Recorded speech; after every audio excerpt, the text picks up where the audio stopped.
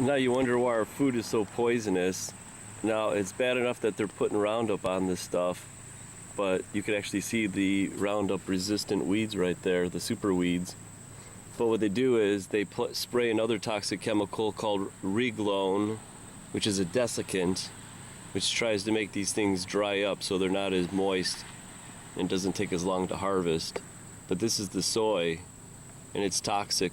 It's a toxic chemical that they put on the field, and that's what's making it die off. And that's soy for you.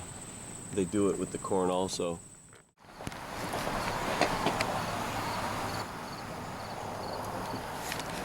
Here's the corn, and see how it looks like it's all dead? It's because it is. Once that Reglone hits the plant cells, it destroys its ability to photosynthesize. They do that so they could harvest this. And the peas, the leaves fall off, and the corn shrivels up. It's easier to harvest through the combine. And then they probably feed this to the cows. There's probably a lot of poisons on this stuff they're feeding the cows. And you wonder why our food is so toxic. Now this is a explanation of the Reglone herbicide, and it's the #1 crop desiccant. And this is funny, it says your powerful partner for a quality harvest. Well, is the quality for the consumer, or is the quality really for the farmer? Because this is basically about the money. Now this Reglone has been around since 1959, and it enables an early harvest, contributing to the crop quality. Now there's a lot of foods that they're using this for that I didn't think there was so many crops that they used it for. But take a look at this sheet pamphlet for the desiccant. They label it as a poison. Now this is what they're spraying on our food. It's a known poison, it's saying right there. It's a skin irritant. The active ingredient is this diquat ion, and it's by Syngenta.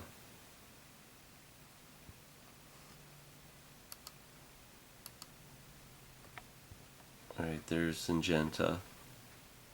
Here's the material safety data sheet.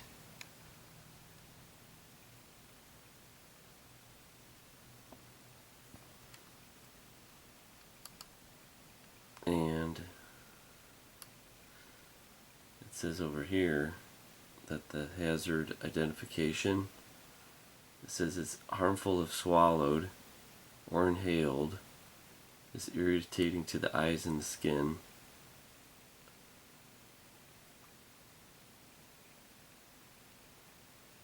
The potential health effects: irritation of the mouth, the pharynx, esophagus, stomach.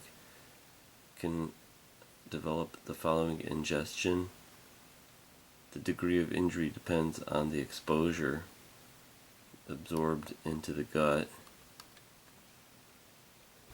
This substance is considered slightly toxic by inhalation.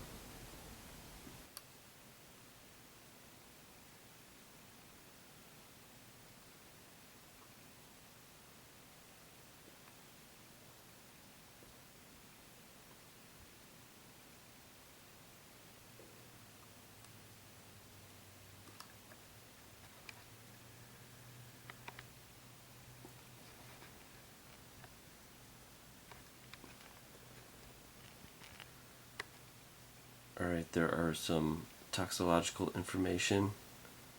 Here's the acute toxicity irritation studies. Ingestion, dermal, inhalation, eye contact, skin. It's irritating on rabbits. It's acutely toxic to rats.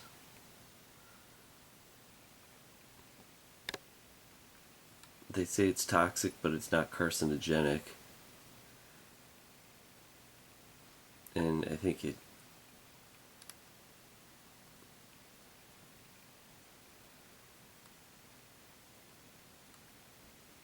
It's also toxic to algae, bees, invertebrates, and fish and birds.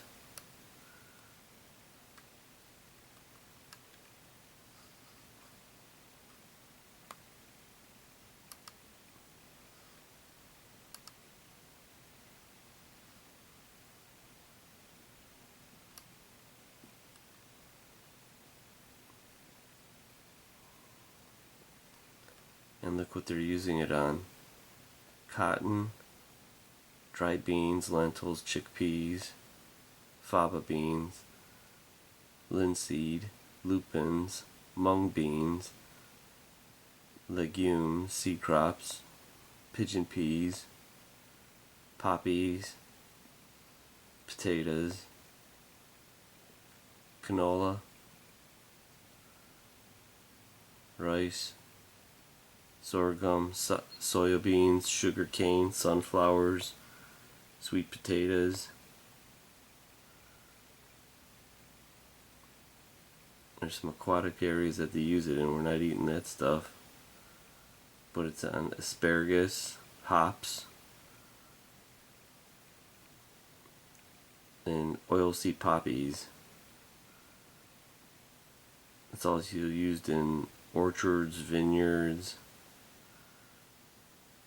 row crops, vegetable park crops, market gardens, wheats, oats, winter cereals.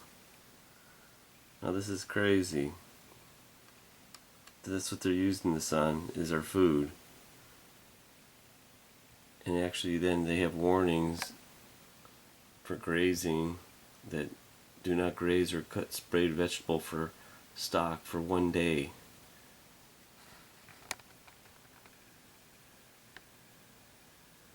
So this is what's in our food here, a bunch of herbicides. Now here's what it says in Wikipedia for the diquat dibromide. It's moderately toxic and may be fatal to humans if swallowed, inhaled, or absorbed through the skin in large quantities. But like everything else, as long as our poisons are in parts per millions, I guess the government believes that it's not dangerous.